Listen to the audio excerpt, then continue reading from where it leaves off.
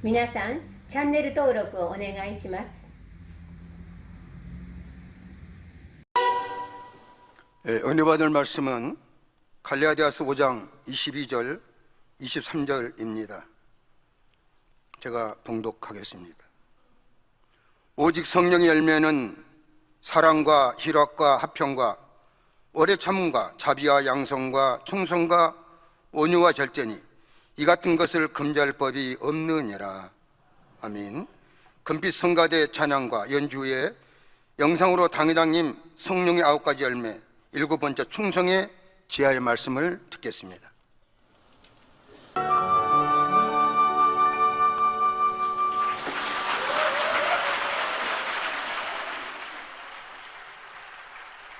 사랑하는 성도 여러분, 마태복음 25장에 보면 달란트 비유가 나옵니다.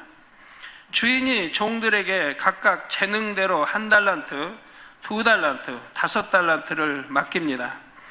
5달란트 받은 종은 주인을 위해 장사하여 5달란트를 남겼습니다. 2달란트 받은 종도 2달란트를 남겼죠. 다 곱으로 남겼습니다. 그러나 1달란트 받은 종은 그것을 그대로 땅에 묻어둠으로 전혀 이윤을 남기지 못했습니다. 주인은 2달란트를 남긴 종과 5달란트 남긴 종을 칭찬하고 상을 줍니다.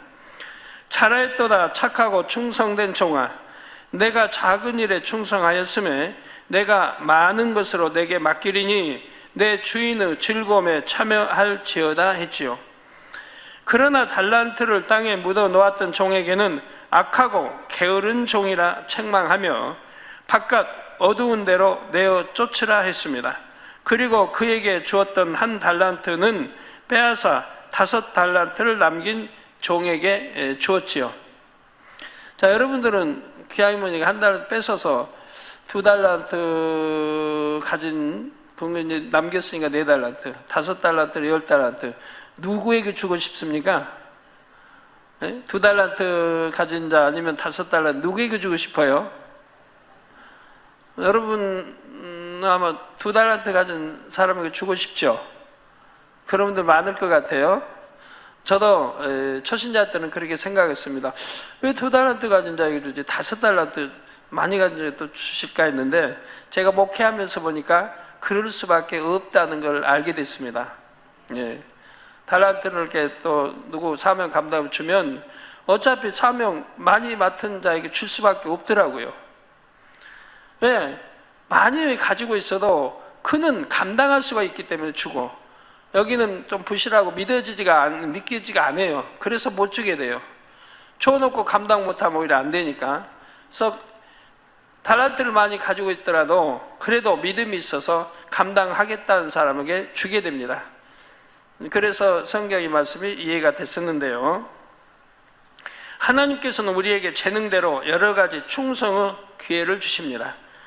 이런 기회를 결코 땅에 묻어 두어서는 안 됩니다. 반드시 힘을 다해 감당함으로 하나님의 나라에 유익을 드릴 수 있는 여러분이 되어야 하지요. 오늘은 성령의 9가지 열매 중 7째 열매인 충성에 대해 증거합니다.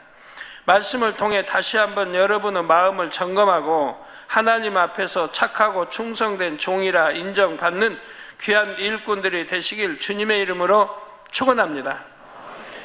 사랑하는 성도 여러분, 사전에 보면 충성은 진정에서 우러나는 정성 혹은 특정한 사람이나 집단에 대해 자신을 바치고 지조를 굽히지 않음이라고 설명합니다. 세상에서도 충성된 사람은 신뢰할 만하고 칭찬할 만한 사람으로 높은 평가를 받습니다. 영적으로도 충성된 사람은 하나님 나라의 보배요 보석같이 사랑스러운 향이 납니다. 요동함이 없이 한결같은 마음의 향이 나고 소처럼 우직하고 묵묵한 순종의 향, 많은 말을 하지 않아도 신뢰가 가는 신실한 마음의 향이 나지요. 이런 마음의 향을 바라는 사람이라면 주님께서도 꼭 안아주시고 싶을 정도로 사랑스럽다 하실 것입니다. 그런데 하나님께서 인정하시는 충성은 세상 사람들이 생각하는 충성과는 차이가 납니다. 맡은 일을 열심히 한다 해서 그 행위만으로 영적인 충성이 될 수는 없지요. 또 어떤 특정한 분야에만 생명을 다하기까지 열정을 쏟는다 해서 온전한 충성이라 하지도 않습니다. 그러면 하나님 앞에서 인정받는 참된 충성은 어떤 것일까요? 첫째로 자신에게 맡겨진 일 이상을 해내는 것입니다. 일꾼이 급여를 받으면서 일할 때 자신의 책임을 잘 감당했다 해서 그것만으로 충성했다고 하지는 않습니다. 책임을 완수했다고 할 수는 있지만 삭을 받은 만큼 한 것이므로 충성이라고까지 말할 수는 없지요. 자기가 받은 삭에 거기에 대한 대가를 하는 것이죠. 그러나 삭을 받고 일하는 사람이라 해도 그 사명을 넘치게 감당하는 경우가 있습니다. 받은 만큼은 해야지 하는 계산적인 마음이나 억지로 감당하는 것이 아닙니다. 중심에서 우러나는 마음으로 자기 시간과 물질과 노력을 아끼지 않고 마음과 뜻과 정성을 다해 감당하는 것이지요. 예를 들어 내이족 중에도 자기 업무를 더 넘치게 감당하는 분들이 있습니다. 퇴근 시간 후나 휴일에도 일할 때가 많고 일하지 않을 때도 늘 그 사명을 마음에 품고 있지요. 시키는 업무만 하는 것이 아니라 어찌하면 맡은 분야를 더 잘 감당하여 교회와 성도들을 더 유익하게 할까 늘 고민합니다. 그러면서도 또 시간과 노력을 나누어 구역장이나 기관장 등 영혼 관리의 사명을 맡아서 영혼들을 돌아보기도 하고요. 이렇게 넘치도록 감당하는 것이 충성이지요. 또 책임을 지는 분야에 있어서도 마음에 충성의 열매가 맺힌 사람들은 자신에게 주어진 것 이상으로 책임을 다합니다. 예를 들어 모세의 경우 범죄한 이스라엘 백성들을 살리기 위해 자기 생명을 걸고 기도하는 것을 볼 수가 있지요. 원래 모세의 사명은 백성들을 출애굽시키고 하나님께서 명하시는 대로 이끌어 가는 것입니다. 그런데 모세는 이 사명을 감당함에 있어 그냥 행위적으로만 순종하여 하나님께서 명하시는 것만 한 것이 아닙니다. 주신 사명을 받들어 감당함에 있어 아버지 하나님의 마음을 품고 사랑과 정성을 다해 백성들을 인도했지요. 그랬기 때문에 백성들이 잘못했을 때도 마치 자기가 잘못한 것처럼 안타까운 마음, 책임지고자 하는 마음이 되었던 것입니다. 사도 바울 역시 그랬습니다. 로마서 9장 3절에 나의 형제 곧 권류고 친척을 위하여 내 자신이 저주를 받아 그리스도에게서 끊어질지라도 원하는 바로라 하고 고백합니다. 나는 최선을 다해 복음을 전했지만 그들이 받아들이지 않았으니 어쩔 수 없지 하는 마음이 아니었지요. 이 두 분의 고백에 대해 여러분은 이미 여러 차례 들어보셨을 것입니다. 그러나 아무리 자주 듣고 안다고 해도 그것만으로 충성의 마음이 이루어지는 것은 아닙니다. 믿음이 있다 하고 사명을 잘 감당해온 사람들이라도 모세와 같은 상황이 되면 다른 고백이 나옵니다. 곧 하나님, 저는 최선을 다했습니다. 백성들에게는 참 안타까운 일이지만 저도 이 백성들을 이끌어 오면서 참 괴로웠습니다 하는 것입니다. 내가 할 바는 다 했기에 떳떳하다는 말이죠. 오히려 책임이 없는 나까지 연루되어 애매히 책망을 들을까 봐 염려하게 될 수도 있고요. 모든 분야에서 마찬가지입니다. 충성된 사람은 어떤 분야를 감당하든지 나는 이만큼만 하면 된다 하는 것이 아니라 마음과 정성을 다해 넘치게 감당하지요. 저도 여러분들이 하나님과 담을 만들어 갈 때마다 제 탓으로 돌렸습니다. 산에서 기도하며 아버지 제 탓입니다. 제가 더 잘 가르치지 못한 제 탓입니다라고 기도하게 됩니다. 그럴 때마다 하나님은 말씀해 주죠. 네 탓은 아니다. 너는 최선을 다해 가르쳤다. 그러나 성도들이 듣지 않고 행하지 않은 것뿐이지 네 탓은 하나도 아니다라는 말을 늘 해주시죠. 그래도 제 편에서는 제 탓입니다 하게 되죠. 그리고 용서해 주세요.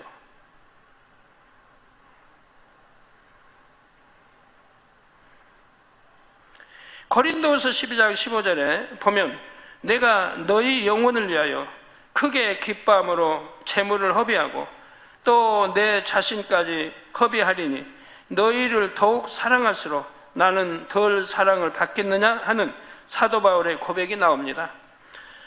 곧 그는 영혼들을 돌아봄에 있어서 억지로 하거나 대충 한 것이 아닙니다. 그 사명 감당하기를 크게 기뻐함으로 자기 재물을 허비하며 자기 자신까지 허비한다 했지요. 영혼들을 위해 아낌없이 다 드리고 또 드리며 헌신했던 것입니다.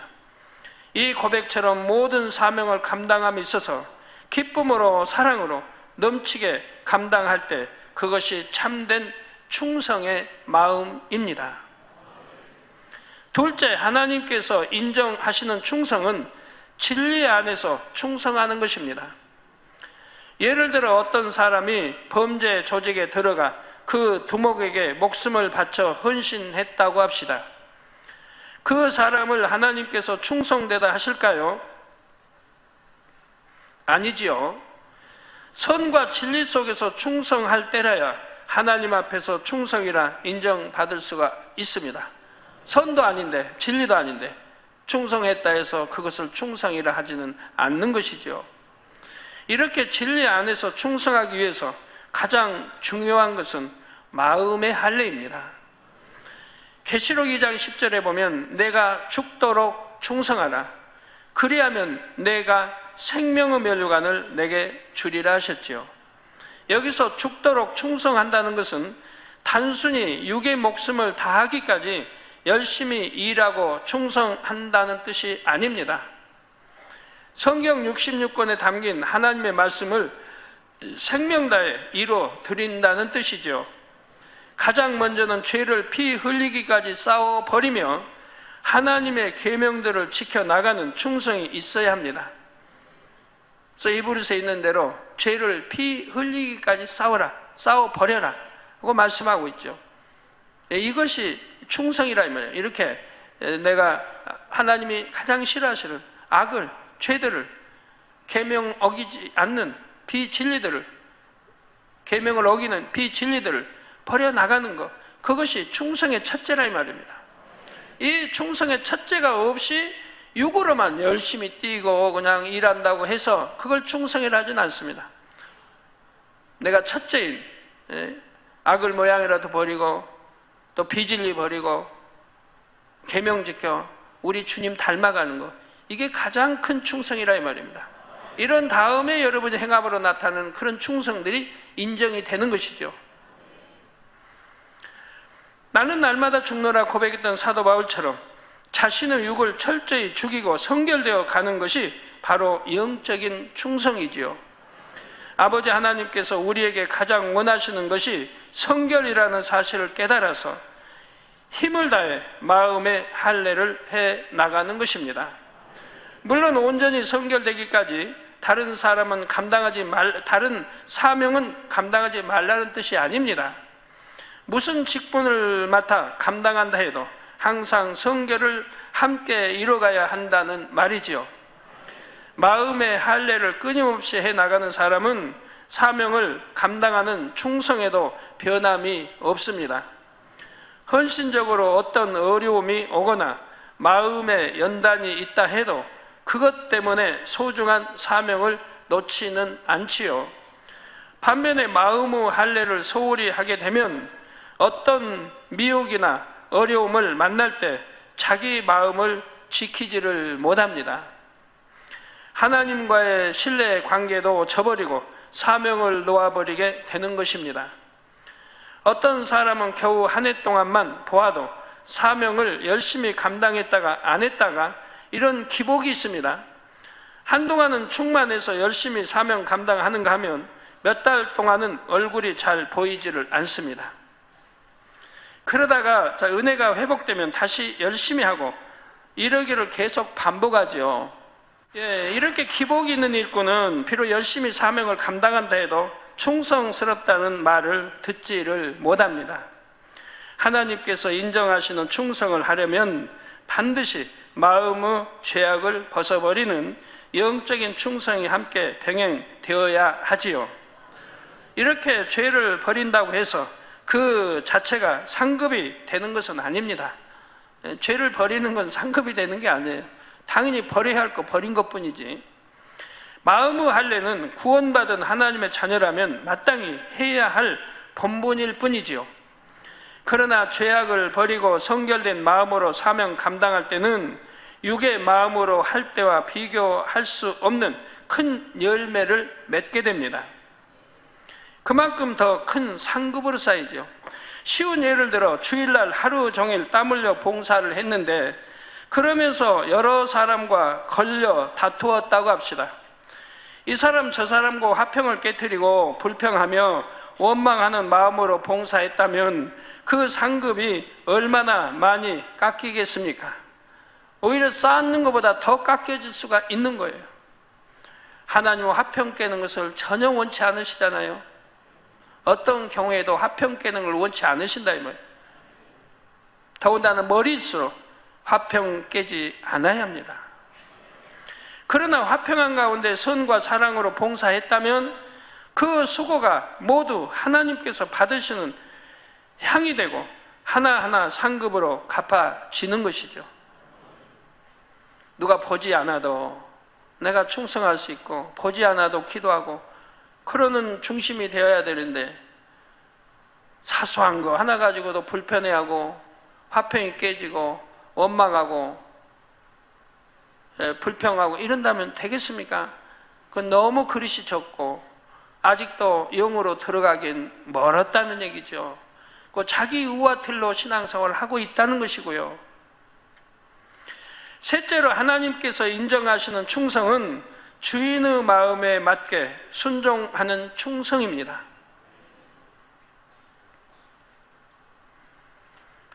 교회 안에서라면 먼저는 하나님의 마음에 맞는 충성이 되어야 하지요.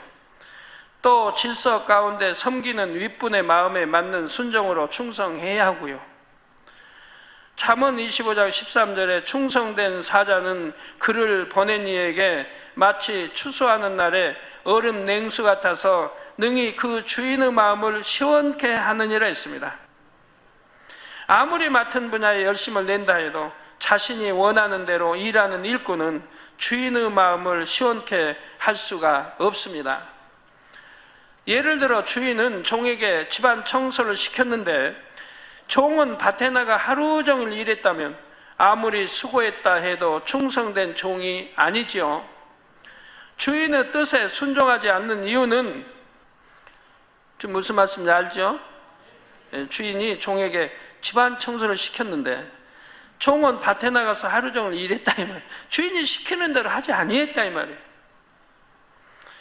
아무리 수고했다 해도 충성된 종이 아니라 이 말입니다. 주인의 뜻을 마음을 거슬렸기 때문에요. 주인의 뜻에 순종하지 않는 이유는 주로 자기 생각에 맞지 않기 때문이거나 자기 사심이 있기 때문입니다. 이런 사람은 당장은 주인을 섬기는 것 같아도 충성된 마음으로 하는 것이 아닙니다. 옛날에 세종대왕 때 최말린가요? 최고집이 그러잖아요. 범사의 왕을 거슬려 나가요. 세종대왕의 말을 거슬려 나가는 거예요. 좀 순종하면 좋을 텐데 자기 틀과 의가 틀이 있어요. 그러니까 안 맞는 거예요. 세종대왕은. 그러니까 계속 거슬려 나가고 불순종하고 거슬려 나가는 거예요. 그래도 세종대왕은 성군이고 원수까지라도 사랑하라는 이 진리는 몰랐어도 그런 마음을 가진 분이에요. 그러나 그런 잘할지라도 포용하는 거예요. 왜? 장점이 있으니까 장점을 살리는 거예요. 왕에게 대들고 말대꾸하고 하는 것마다 정책을 반대하고 그래도 장점을 보고 그걸 살리는 거예요. 그래서 물리치질 않아요. 그래서 훈민정음을 이게 참 만들 때도 채말리 몰래 숨어서 만드는 거예요. 궁궐에서도 찾으려고 애를 쓰는 거예요. 왕이 분명히 숨어서 뭘 하고 있다 지금. 애를 쓰는 거예요. 잘. 그러니까 절로 가버려요. 절로. 절에 가서 거기다 비밀 이제 제아실 같은 거 만들고 거기서 또 훈민정음을 만드는 거예요. 늘 연구하는 거예요. 거기에 따르는 이제 몇 신하가 겨우 있었어요. 그 신하들도 마땅치 않아요, 왕이 하는 일이. 그런데도 왕의 그 이제 선한 마음, 거기에 맞춰서 도와주려고 하는 신하 몇이 있어. 그들과 함께 훈민정음을 만드는 거죠. 채말리는 참, 그래서 최고집이 거기서 나왔죠. 고집도 세고 왕의 말도 안 들어요. 다른 왕이라서는 벌써 잘렸죠. 아니면 그냥 뭐 사형을 받든가 아니면 뭐 여튼. 그런데 세종대왕은 용서합니다. 그 좋은 점을 보고요. 저가 지금 고집 부리고 하는 것도 그것도 충성이라고 봐요. 왜? 그 편에서는 옳은 거니까. 그 채말리 편에서는 옳은 거예요. 채말리가 예를 들어서 하여튼 별자리 연구하는 걸 만든다 세종대왕 하면은 못하게 하는 거예요. 왜? 중국에서 알면 큰일 난다 이겁니다. 중국에서 알면, 중국에 허락 없이 그런 거 만들면 큰일 난다 이 말이에요. 그래서 나라의 침략을 이제 그걸 빌미 삼아서 침략해 올 수도 있고, 그러니까 어찌하든 저지하려고 하는 거예요. 그러나 세종대왕은 나라를 위해서, 국민을 위해서는 어찌하든 그런 거를 만들어야 하기 때문에 만들려고 하는 거고요. 그러니까 최고집도 자기 의와 틀 속에서는 옳은 거예요. 왕은 나라와 백성을 위해서, 앞으로를 위해서, 또 간섭받지 않고 참 자주로 이렇게 나가기 위해서는 필요하고요. 왕의 생각이 당연히 치당 옳은 거죠. 또 훈민정음도 마찬가지. 우리가 사용하는 한문 그게 있는데 우리가 문자를 제정해서 한다고 중국에서 알면 또 시비거리가 되고 또 문제 삼게 되니까 나라를 위해서 또 한다고 어찌하든 막으려고 하는 거고요. 세종대왕은 우리 국민들이 어려워서, 한문이 너무 어려워서 배우지도 못하고, 그러니까 아무리 억울하게 당해도 하소할 데가 없는 거예요. 글을 모르니까 읽을 줄도, 방을 붙여도 읽을 줄도 모르고, 글을 써서 어떻게 해야 되는데 할지도 모르고, 그래서 쉬운 한글을 만들려고 한 거라면 국민들도 다 보고 익힐 수 있도록. 이런 선한 마음 가지고 하는데도 이 채말리는 그걸 이해하지 못하고, 아무리 설명해줘도 자기 고집대로 하니까 이해하려고 안 하고 무조건 막으려고 해요. 그래서 채말리 까닭에도 참 소경이 돼버렸죠. 세종대왕이. 결국은 그렇게 잠하다 보니까 쉬지 못하고 밤낮 없이 연구하고 하다 보니까 보이지 않는 소경이 돼버렸다면, 그래서 채말리가 나중에는 스스로가 떠나죠. 예, 그런 건 아무리 잘했다 해도 충성이 아니라 이 말입니다. 왕이 원하는 뜻을 받들어줘야 되는데 반대로만 나가는 거, 나라를 위해서 한다고 해도 그건 충성이 아니라 이 말입니다. 우리 정말 최시성을 가진 분들은 그런 고집이 센가요? 그런 고집이 있으면 그냥 얼른 버리세요. 자, 자기 생각과 자기 욕심을 쫓아 하는 것이며 언제든지 주인의 뜻을 저버릴 수가 있는 것입니다. 성경에 보면 다윗의 친척이요 군대 장관이었던 요압이라는 인물이 나옵니다. 요압은 다윗이 연단받던 시절 대적들에게 쫓겨 도망 다닐 때도 그 곁을 지키며 생사고락을 같이 한 사람입니다. 왕을 항상 지키고 생사고를 같이 했던 사람이니까 그만큼 인정을 받아야 하지 않겠습니까? 지혜도 있고 용맹하기도 하여 다윗이 원하는 일들을 잘 처리해 주곤 했지요. 암몬 사람들의 성을 쳐서 취할 때는 요압이 거의 다 정복에 놓은 후에 마지막 순간에 다윗이 와서 취하게 합니다. 그건 정복했어요. 자기가 들어가면 돼요. 성 그냥 밀고 들어가면 돼요. 그러면 요압 장군이 성을 취했다라고 할 텐데, 국민들이 이 공도 왕에게 돌리기 위해서 다 취한 다음에 다윗 왕을 오게 해서 왕이 취하게 하더라. 그러면 얼마나 선하고 좋은 마음 같아요. 그러지만 인정을 받지 못합니다. 그렇게 했어도 그 성을 정복한 공로를 자신이 취하지 않고 다윗이 취하도록 했던 것입니다. 이렇게까지 열심히 섬겨주는 신하였지만 다윗은 요압을 편히 여길 수가 없었습니다. 중심을 다한 섬김이 아니었기 때문입니다. 요압은 목적을 이루기 위해서는 다윗에게 무례한 행동도 서슴지 않았지요. 자기 유익에 맞지 않을 때는 결국 다윗의 뜻을 어기곤 했습니다. 예를 들어 다윗을 대적하던 장수 아브넬이 다윗을 찾아와 항복하겠다고 했습니다. 다윗은 아브넬을 환대하여 돌려보냈지요. 싸우지 않고 항복하고 그런 백성까지 얻을 수 있으니까 얼마나 좋아요. 그를 포용함으로 민심을 더 빨리 안정시킬 수 있었기 때문입니다.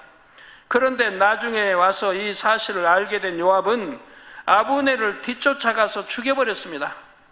이게 다윗 왕을 몰래 뒤쫓아가서 죽여버렸어요. 예전의 전투에서 아브넬이 요압의 동생을 죽였기 때문이죠. 이게 동생 원수를 갚는다고 왕의 명령까지도 이게 순종치 않고 가서 죽였던 것이라 이 말이에요. 왕은 큰 뜻으로 그를 용납해서 그리고 백성들까지 포용해서 전쟁을 마무리 짓고 이렇게 하고자 했었는데 그 뜻을 거슬린 거죠. 자기 동생의 원수를 갚자고. 중국의 삼국지 보면 그런 게 나오잖아요. 현덕 아주 덕이 많고 아주 선한 분으로 알려져 있습니다. 삼국지에 이제 현덕, 관우, 장비, 결의 형제를 맺은 분들. 그런데 여러분 진리로 비춰봐요. 과연 선한 것인가? 저는 진리를 모를 때는 현덕하면 굉장히 선한 분, 삼국지에서 가장 선한 분, 덕망 있고 이런 분으로 알았어요. 진리를 알고 나니까 선하긴 뭐가 선해요? 진짜 선한 사람은 이제 누굽니까? 제갈공명, 또 조자룡 이런 분들이 진짜 선했죠. 생명 다해 끝까지 순종하고 생명 다 바치고 왕의 명령이란 보나 순종해서 불리기 온다 해도 순종에 섬기고 나갔던 걸 봅니다. 그러나 현덕은 그렇지 않았다 이 말이에요. 자기 동생을 원수를 갚기 위해서 그렇게 제갈공명이 말려도 듣지 않고 수십만의 군대를 동원해서 조조가 아니죠. 손권 거기 밑에 장수가 누굽니까? 거기에 다 불로 살라 죽였다 이 말입니다. 작전을 잘못 펴가지고 한 80만의 대군을 불로 다 살라 죽인, 이게 자기 동생의 원수를 갚게 그런 행동을 했어요. 그게 무슨 덕이 있고 선한 것입니까? 그 당시 전쟁 나가서 안 된데도 동생 원수 갚는다고 수많은 백성들을 피해를 입히고 농사 짓고 또 비축해서 전쟁도 준비해서 해야 되는데 그냥 동생 원수 갚는다고 그렇게 수십만 군대를 동원해 가지고 나 참 급하게 그렇게 하다가 다 죽임을 당해버리고 말았다 이 말이에요. 본인만 간신히 몇몇 장수와 함께 살아남아 돌아왔고요.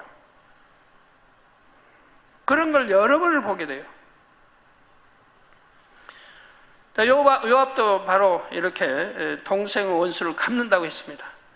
자신이 아브넬을 죽이면 다윗의 입장이 곤란해지는 것을 알면서도 요압은 자기 감정대로 일을 처리했던 것입니다. 또 다윗의 아들 압살롬이 반역했을 때 다윗은 싸우러 나가는 군사들에게 압살롬을 너그럽게 대하라고 당부를 했습니다. 요압은 이 명령을 알면서도 압살롬을 죽여버리지요. 압살롬을 살려두면 다시 반역할 수 있으니 다윗을 위해 그러는 것이라고 할 수도 있지만 결국 요압이 임의대로 왕의 명령을 어긴 것입니다. 아무리 생사를 같이 하며 섬겼다 해도 결정적인 순간이 되면 이런 식으로 거역하니 다윗에게는 요압이 늘 부담스러운 존재였지요. 결국 요압은 다윗의 다음 왕이 된 솔로몬에게 반역하다가 죽임을 당하고 말았습니다. 이때도 다윗의 뜻에 순종하기보다는 자기가 원하는 사람을 왕으로 세우고자 했던 것이죠. 다윗은 솔로몬을 택했지만 이 요압은 자기가 원하는 사람을 세우고자 해서 또 반역을 일으키게 된다 이 말입니다.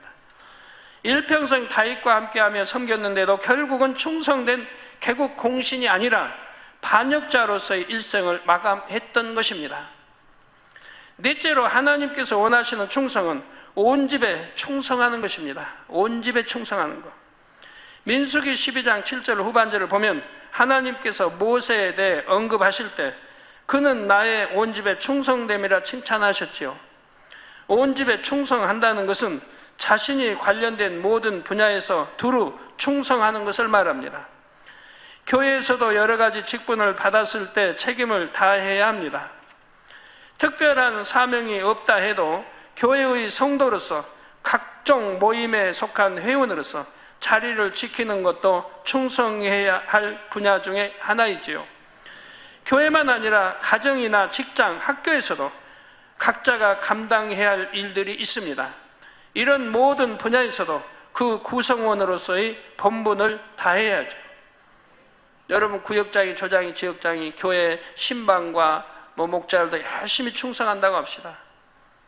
그런데 가정은 돌보질 않아요. 그런 거는 온 집의 충성이라고 하지 않는다 이 말이에요.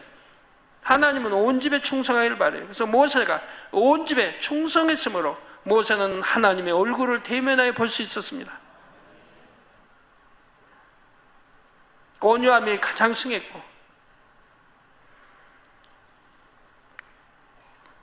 근데 교회에서는 열심히 하고 신방도 열심히 하고 기도도 열심히 하면서 집에 가서는 남편 잘 섬기지도 않고 자녀들 뒷바라지 잘 해주지 않고 남편 퇴근해도 항상 식은 밥만 먹게 하고 남편 씨는 하나님이라로 가니까 상 다 차려놓을 텐가 오시면 그거 드세요?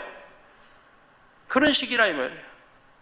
어찌하든 빨리 와서 남편 퇴근 전에 와서 따뜻한 밥 지어서 퇴직하도록 이렇게 해야 할 텐데 그러질 않는다 이 말이에요. 그걸 하나님이 기뻐하시겠습니까?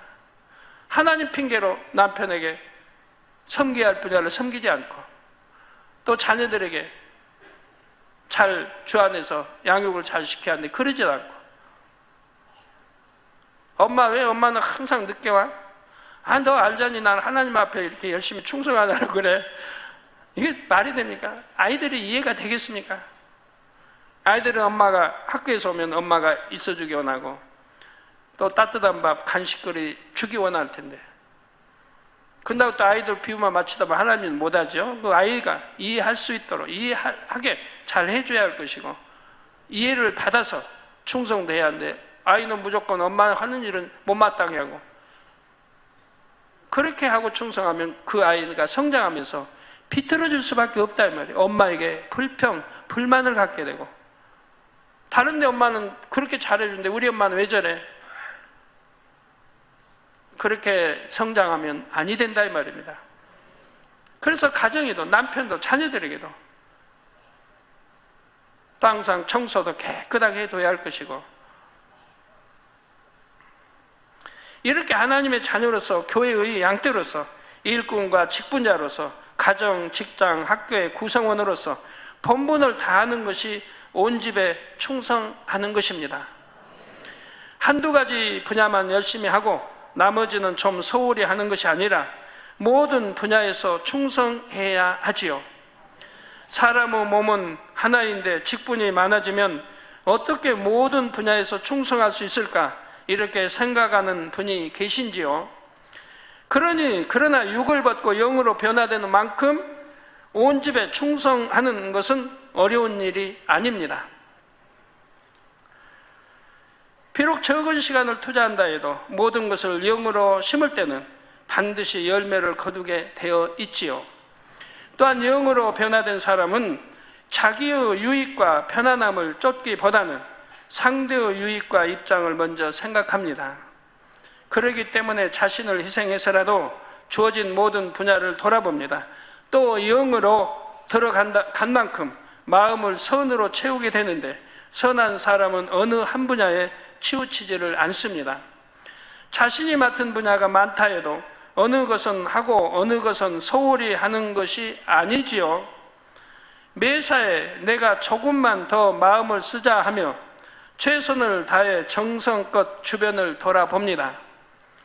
그러면 주변 사람들도 그 진실을 느낌으로 늘 함께 해주지 못한다고 서운해하는 것이 아니라 오히려 마음 써줘서 고맙다 생각하게 되지요.